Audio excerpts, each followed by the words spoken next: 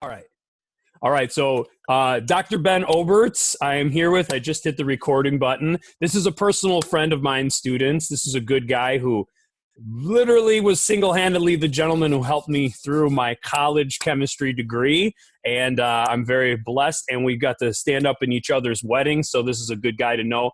But Dr. Oberts, or Ben, I'm going to call you because you're my brother.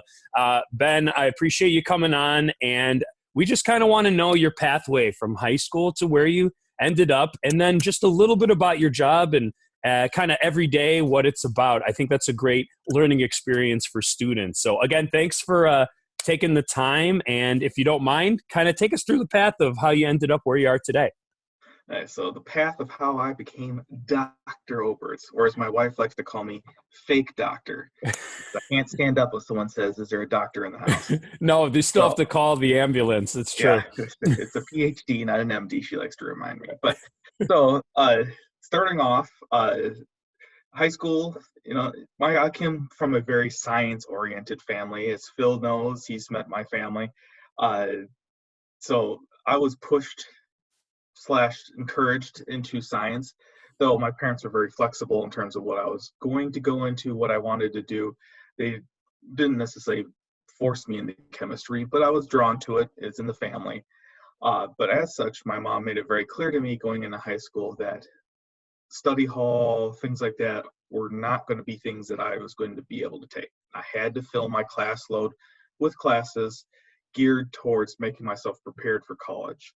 Now, I was a bit of a slacker in high school, so that wasn't exactly great news, but I kind of relied more on my general ability in some of these things, my ability to kind of uptake some of the information and just kind of regurgitate it to get through high school. But that said, there was challenging. I had to take, pre-cal and all those kinds of things. Physics, I took 2 years of chemistry. My high school offered general chemistry and then AP chemistry. And by that point, I knew I wanted to do something in chemistry, so I took that course as well.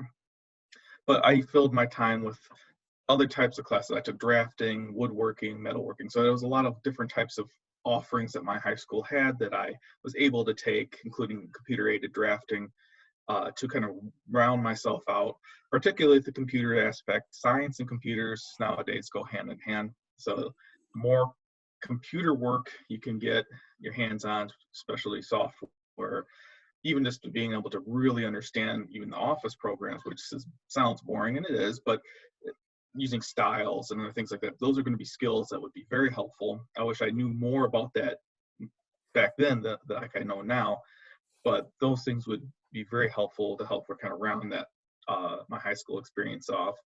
I after that went to ISU for my undergrad. ISU, yes, Illinois State. That's where I met Phil.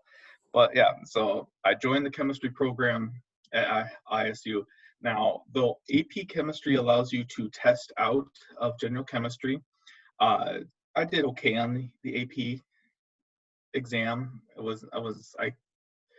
I think I could have tested out of it, but a discussion with my family and just overall opinion was it'd be better to take that course again, and so I did. And I will say, definitely coming out of high school, where I kind of felt like, whatever. Going into college was kind of an eye opener.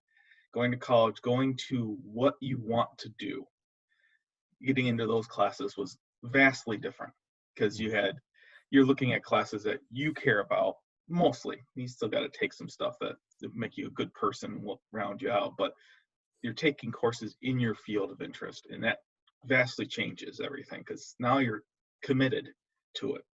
And in my case, I kind of threw myself into it, and that's helped me succeed.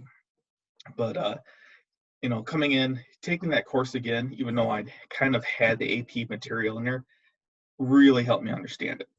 And now I was fortunate that I have two brothers. They're both 10 years older than me. They're in science, and one of them is a chemical engineer. And so my mom kind of looked at his experience going to Michigan and applied it to my experience going to ISU. In particular, he skipped classes because he could, and then he kind of paid for it because then he wasn't quite up to the same speed. So coming into college, my mom said, why don't you take that again? Why don't you spend a little that money, that time, really kind of invest into it and get a really good knowledge and base? And that really helped me. High school gets you very good and prepared, but even so, it's still an eye opener. Yeah, and And I Ben, if even I see can that. jump in really Yeah, quick, I think we had a little slightly different experience. You took Chem and AP.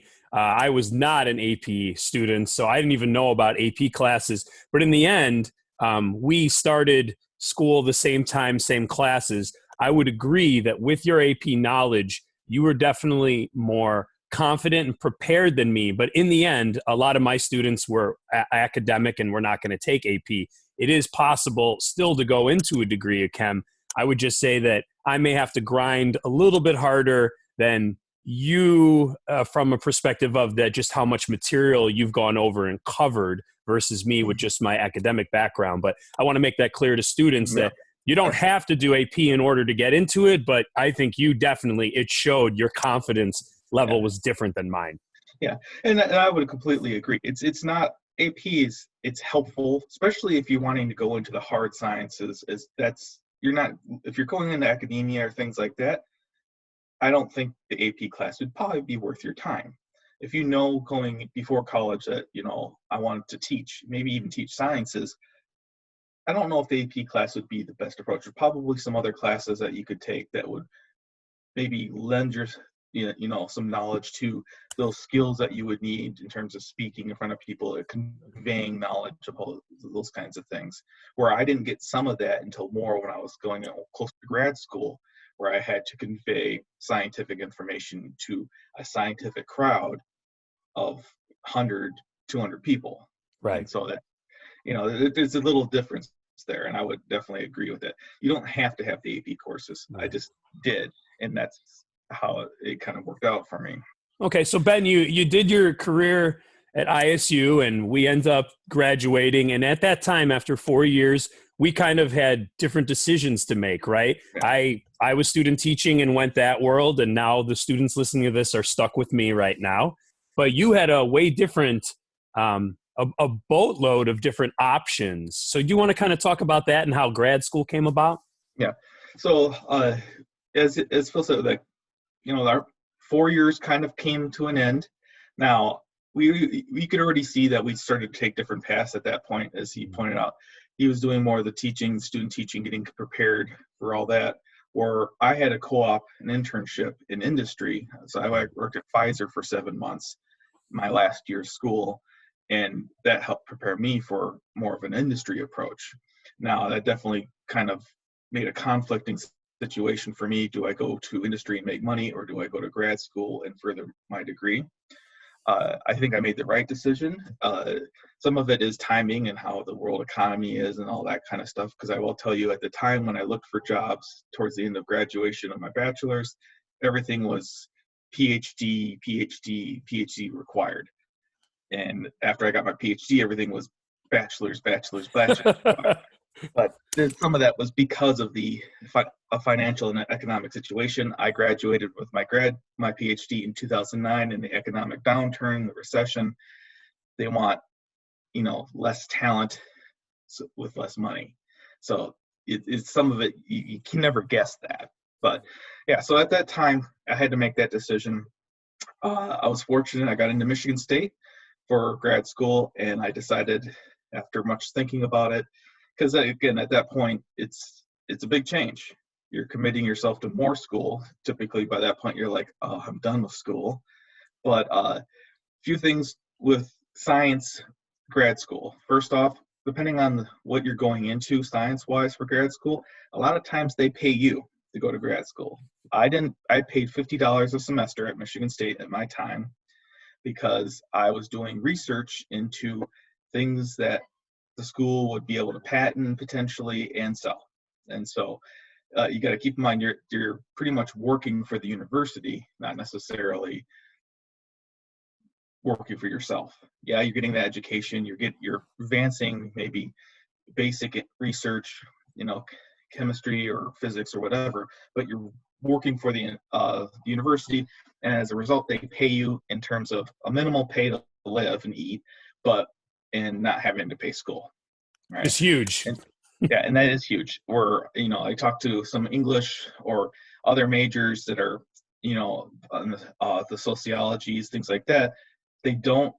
They had to pay to go to grad school, and then they all kind of look at me dumbfounded, like, "Well, I didn't pay. I don't have student loans anymore because I didn't pay more." And so they all think that's crazy, but that does happen. Going into a university setting for grad school, a lot of times for sciences, you don't have to pay, they'll pay you.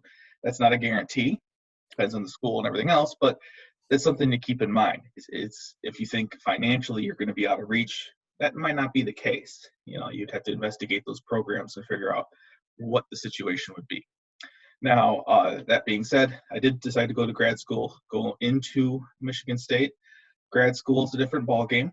Uh, I took grad classes as an undergrad, but it's not the same, right? You're there, it's your career.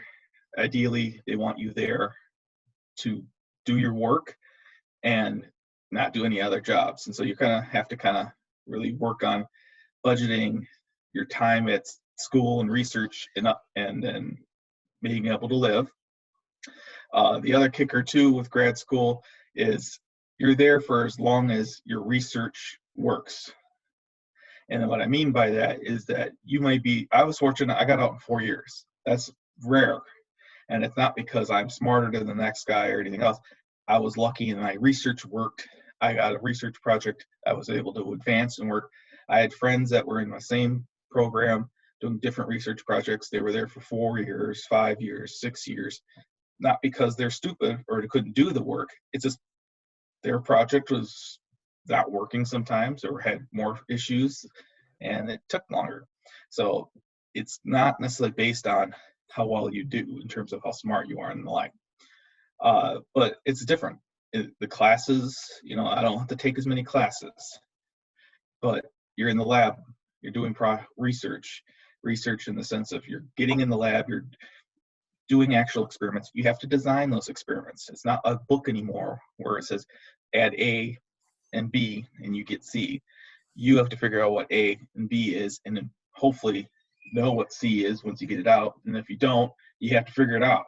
And so that can be challenging, but it's also in my case, very interesting, very cool, because you get your hands on a lot of different instrumentation, right? You get to, all that instrumentation you work on in high school or in college, it's there for you to use based on your experiments. You have to figure out all the parameters and how to use it. You have to go through those types of procedures and understand how the experiment's working. And by this point too, you probably have an idea, but you're still working on formulating it out, So when Phil goes to the front of the board and writes out a chemical equation, you're doing that yourself, figuring out, okay, if I do these things, how does this work with that? And working it all out so that way you're designing your experiment space and performing it. Yeah, I think You when could we also, learn basics in high school, though, I mean, I geek out on it because I loved it, but I think a lot of students naturally are like, when do I use this? But I think really the power, like you just showed, is that when you know the basics decent, that's when you really get into the cool stuff, the problem solving, yeah, hey, I've got this idea. How the heck am I going to make this work with this machine? And all of a sudden you're using it for something so much more complex than, like you said, my recipe cooking labs mix this with this and look for that and it changed color. yeah. And that's a very good point in terms of where do you put these two together? I don't think back or I don't do something and think, that was from high school. No, I don't think that. It's just in my head. Right. And so, as I'm doing my daily job, I just know it. Like I know like the first two rows of the periodic table. Why? Not because I decided to memorize it. It's just I use it so often that I know it. Right. And so those are things that start in high school and work their way through your career. So again, maybe this is going to go against what Phil said, but I wouldn't say It's okay. necessarily don't worry about, oh my goodness, how am I going to memorize all this stuff? Well, first off, you're not going to, unless Phil says you need to memorize for the exam, you're probably not going to need to memorize it. Most things that you're going to learn in your high school career are tools that you get build on and build on and build on throughout high school and college. So when you do get to grad school or the industry or whatever, they're just in your head. You just do them. It's like muscle memory. You just kind of do it, and you don't really worry about it because you know that's the fact. You know that's why it happens, and you do it. And then there are other things that you'll just use guidebooks, or you'll look up research papers or things like that that you apply. And that's a lot of what grad school is, being able to perform solid research into what other people did and apply it to what you're trying to do. And being able to take that and then work in the lab to physically manifest that in the lab. And so it's a little different. It's very challenging. And, you know, your research can, at least in chemistry, can change vastly. I'm being a teacher as well. I'd like to tell my students, at least I teach college, that you're not, physics, chemistry, and biology used to be separate subjects, but that's not really the case anymore. No. Yeah, you go into college and you might be bio or chemistry, but it's so interlinked anymore, and that's become so interlinked because of the way the sciences work. You know, biochemistry, biophysics, you know, chemistry and physics especially are very linked. Yeah. And, you know, you're talking about elementary particles and how they build up to protons, electrons, and neutrons, and then how that applies to chemistry. It's so very linked that you just can't get away from it. And an example would be in my grad school career, I worked a lot with laser systems. So the lasers and all the tables and all that kind of stuff. Yeah. And, you know, I built an instrument when I was in grad school. It was one of my first projects, using a laser to funnel it into a microscope to perform imaging experiments. And that was probably more physics and engineering than it was chemistry, but we needed to apply that to chemistry. But it also gave me a huge foundation of how instruments work, how you build an instrument to function, to do what you want.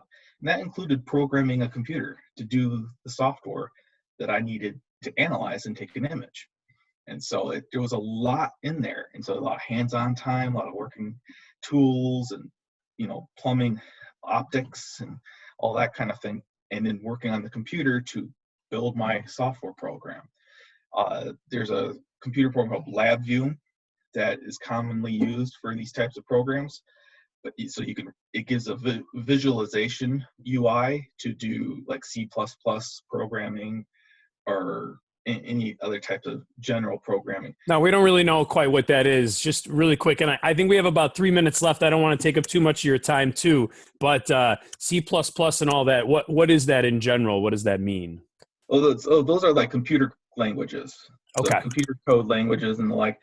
I don't know a lot about in terms of like the writing those languages, but there are tools that help you do that without having to get deep into how to program, like writing out the language codes. Sure. And all that. So, okay, so I can keep rambling for hours. And so No, I appreciate it. You've talked a great deal about college and grad school and kind of the skills in that.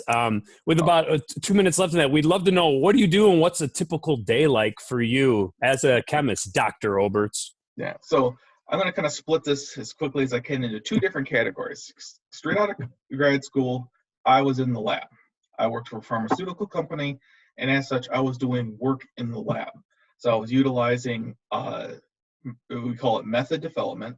So I worked for a generic company, and so as we were making generic drugs, I was in product development side of it. So as you develop those drugs, you have to have ways of analyzing them, because you have to prove what is in the drug is in the drug, and that there's no impurities and everything else.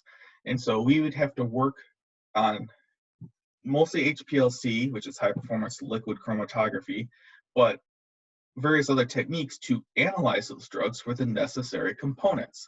So how much drug is in the drug? If it says 1 milligram per milliliter, it better have 1 milligram per milliliter or very close to it.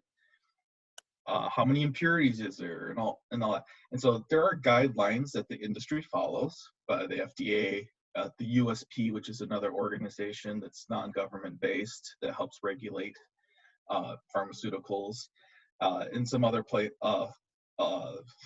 places as well, because we also marketed in Europe. And we had to follow those guidelines to create methods that would prove our drug was suitable, and not just suitable in the generic space, prove that it also matched the name brand. And so you'd have to do a lot of work in the lab to create that. So creating methods, changing parameters in the instrument, analyzing the drugs, analyzing impurities, analyzing all these different things to try to get data to support your claims that the drug was safe, that it matches the name brand, and so on and so forth. And then you'd pool that data together with the rest of the team to send it off to the FDA for approval. So that was my initial out of grad school work, going into the lab doing that. And I did that for several years. I was doing that kind of work for a good 5 to 6 years until I got promoted to a more supervisory position where I was still doing that, but I was also coordinating the work with people that were reporting to me. And then eventually, a couple years after that, to a management position where I was no longer in the lab, but I was still coordinating my team. Now, the second half of that is I've switched jobs to a new position at another pharmaceutical company, but this is a completely different approach. So depending on your experience coming in, you could either be going into the lab, which is generally as people come out of college, they're usually put into the lab to work their skills and build their industry knowledge. However, if you've been in the industry for a while, the job I have now is with a virtual pharmaceutical company. And what that means is that we don't have lab space. I work with the computer and with contract laboratories and contract manufacturers to develop our drugs and manufacture them. So I create an entire program for whatever drug that we are looking to produce, and I have to encompass all the necessary analytical chemistry needs for that. And so I have large overall guides of what needs to be done for every ingredient that goes in, so that the drug itself, which we call an active pharmaceutical ingredient, or any excipients, which is the extra stuff in there to make it more stable or to make it not change color or whatever, right? And so I have to coordinate all of that testing, as well as all the testing for the finished product once it's been manufactured. And then we have to test it for 2 years on a stability program to show and tell the FDA, look, our product is the same chemically, it's the same numbers base, so quantitatively, and then it's the same stability. And there are other things that might be needed in terms of clinical trials. It reacts the same in people, that kind of thing. And so we have to coordinate those studies as well. So in this, my newer position, yes, I'm on the computer more often. Pretty much my day is in front of a computer, but I haven't lost the need for any of those skills I have learned, because if anything, I almost need them more now, because everything I'm talking and working with people is on the computer. It's no longer just going into the lab and trying it. You know, you have to work virtually. I have to work with these contract labs to discuss issues, discuss plans, I don't think that method might be the best. Why don't we make changes X, Y, Z? Using my knowledge that I've gained throughout my career, gained throughout high school and college, to direct those people. And so while I don't have direct reports, I'm directing contract labs, I'm directing manufacturing, to make decisions so that our product can be manufactured to the highest standards and be considered a generic equivalent to help patients get the cheaper drugs that they need and make sure the market still has the drugs that they need. Wow. That's awesome. I'm going to wrap things up here. I'm sorry. I have a class meeting actually at 10 a.m. So, but first of all, Dr. Oberts, Ben, thank you so much for your time. A couple things to recap that were so great.